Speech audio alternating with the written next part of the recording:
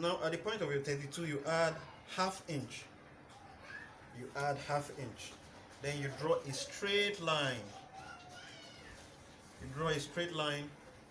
After drawing this straight line, you will also have to mark your point of 2 and 5 inches accordingly. Okay, now this is from here to here is 2 inches. Now from here to here is 5 inches. Okay, then after doing this, the next thing to do is to create your curve. All right, if you look very well, this is the point of our 13.5 from here, or you can see it is the point of our 16.5 from here. So from this point upward, you can measure like 4 inches. Now this is the point where our curve starts from. Like this, 4 inches, and you do your curve. Hope you can see it clearly. Now we have to link this point to this point. I'm going to use freehand this time.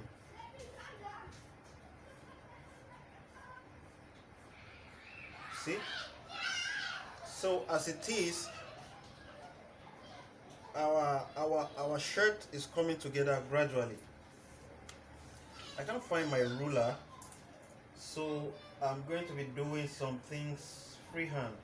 This is the point of our 5 inches from here to here. So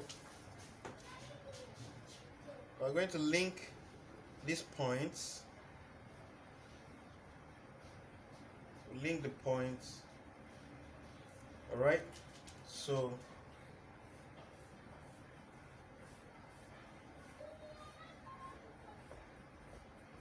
see.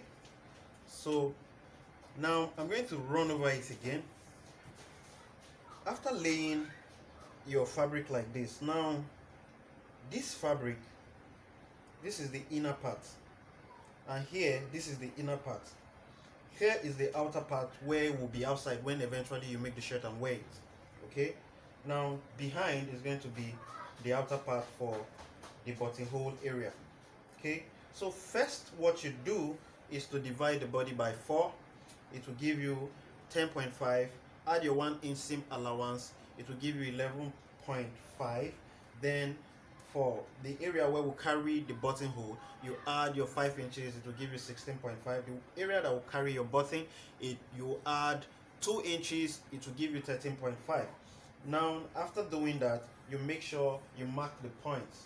Okay, you mark the points. First and foremost, you mark your point of 13.5, which is from here to here, and then mark the point of your 16.5, which is from here to, that's from here to here.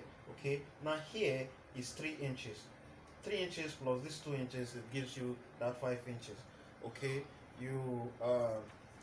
I said earlier that we are working with the 20 inches shoulder. You divide by 2, add half inch seam allowance, it gives you 10.5. You measure it. All right, you measure it and mark. This is the point. Then after you mark, you take 2 inches from here downward to achieve the slant, your shoulder slant.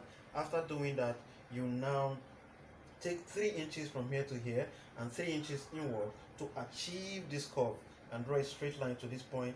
Mark your point of 5 inches, mark your point of 2 inches. You measure 9 inches downward. You mark. You now measure your body, which is from here to here will be 13.5. After you measure your body 13.5, you measure 1 inch. From here to here is 1 inch, and then from this point you draw a straight line to the point of your shoulder. Okay, after doing that, you determine the center of your 9 inches. Okay, then you use your curve to achieve this curve. You now determine your length. We worked with 32 inches length. You add half inch after that 32 to achieve for seam for the folding. All right, okay, for hem, yeah, hemming.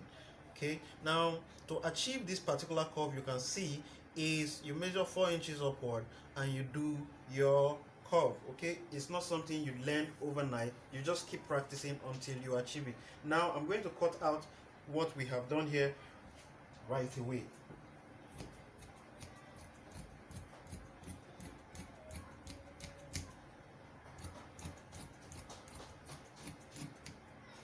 All right, gradually achieving it.